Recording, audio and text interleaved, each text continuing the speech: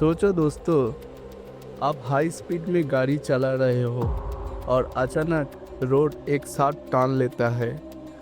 आपने steering turn किया लेकिन गाड़ी सीधी चली गई। या फिर कभी कभी ऐसा भी होता है, आप स्टीयरिंग थोड़ा सा घुमाते हो लेकिन गाड़ी ज़्यादा मुड़ जाती है और कंट्रोल निकल जाता है। रिजल्ट डेंजरियस सिचुएशन, मतलब एक्सीडेंट का risk.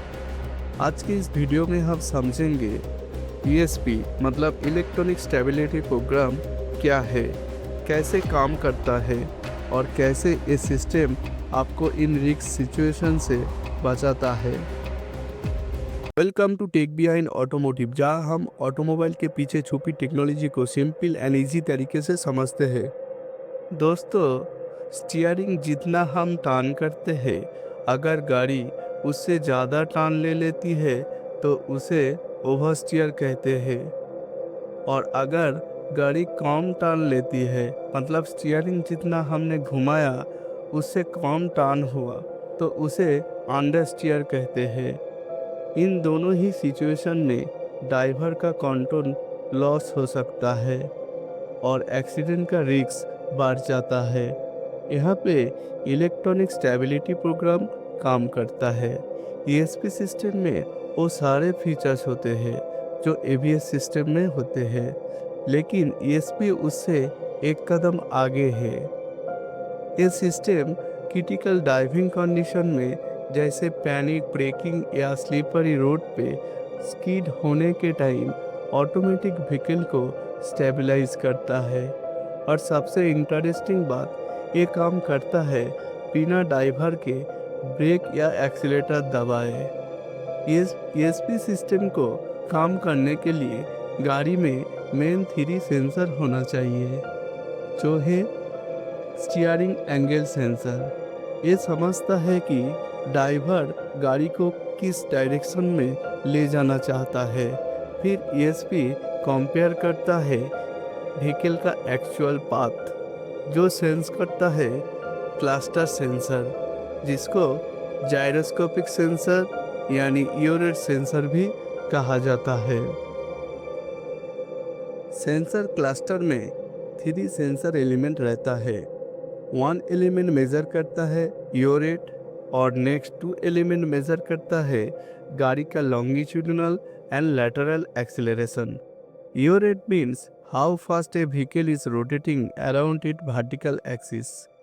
In other word, how quickly the car is turning left और राइट। दोस्तों, जब कार टर्न लेती है, वो अपने सेंटर पॉइंट के अराउंड घूमती है। इसी घूमने की स्पीड को कहते हैं ईओरेट। ईओरेट सेंसर बताता है कि कार कितनी तेजी से लेफ्ट या राइट टर्न ले रही है। ईएसपी इसी डाटा को यूज करके चेक करता है कि कार सही डायरेक्शन में है या स्लिप कर रहे हैं। Longitudinal acceleration and lateral acceleration means, दोस्तों, जब कार सीधे रास्ता पर तेज होती है या ब्रेक कर रुकती है, वो होता है लॉन्गिट्यूडिनल एक्सीलरेशन, मतलब कितनी स्पीड से एक्सीलरेट एंड कितनी स्पीड से डी एक्सीलरेट हो रहा है, वही मेजरमेंट करता है। और जब कार टाल लेती है और हम साइड में हिलते हैं सेंट्रीफ्यूगल फोर्स के वजह से, वो होता है लैटरल एक्सीलरेशन। ईएसपी सिस्टम दोनों डाटा को यूज करता है ताकि कार हर सिचुएशन में स्टेबल रहे, चाहे आप तेज ब्रेक लगाओ, स्पीड बढ़ाओ या साफ टाल लो। नेक्स्ट सेंसर होता है व्हील स्पीड सेंसर, जो हर एक व्हील का स्पीड मेजरमेंट करता है। ESP system steering angle sensor से ये समझता है कि ड्राइवर गाड़ी कौन सी डायरेक्शन में ले जाना चाहता है। फिर ईएसपी कंपेयर करता है व्हीकल का actual path by sensor cluster. Modern car में सेंसर क्लस्टर ईएसपी इशू के अंदर रहता है, मतलब ईएसपी इशू के साथ इंटीग्रेटेड रहता है। अगर दोनों पाथ, ड्राइवर का इंटेंडेड पाथ और व्हीकल का एक्चुअल पाथ, मैच नहीं करते, तो ईएसपी इमीडिएटली एक्शन लेता है। ओवरस्टीयर में ईएसपी आउटर फ्रंट व्हील पे ब्रेक लगाता है। अंडरस्टीयर में ईएसपी इनर रेयर व्हील में ब्रेक लगाता है। इसे व्हीकल अपने इंटेंडेड पाथ में वापस आ जाता है और ड्राइवर का कंट्रोल मेंटेन रहता है। ESP system by default active होता है। जब ईएसपी काम करता है, क्लस्टर मीटर में ईएसपी लैम्प ऑन हो जाता है, मतलब उस टाइम ईएसपी काम कर रहा है। कुछ कुछ ड्राइविंग कंडीशन में मैक्सिमम ट्रैक्शन का ज़रूरत पड़ता है। इस कंडीशन में ईएसपी को डीएक्टिवेट होना ही बेनिफिट होता है। जैसे डीप स्नो में गाड़ी स्टार्ट करना, मतलब लूज रोड सरफेस में, डीप सैंड में ड्राइविंग करना और डीप मार्ट में ड्राइविंग करना। इसीलिए गाड़ी में एक ईएसपी ऑफ स्विच रहता है।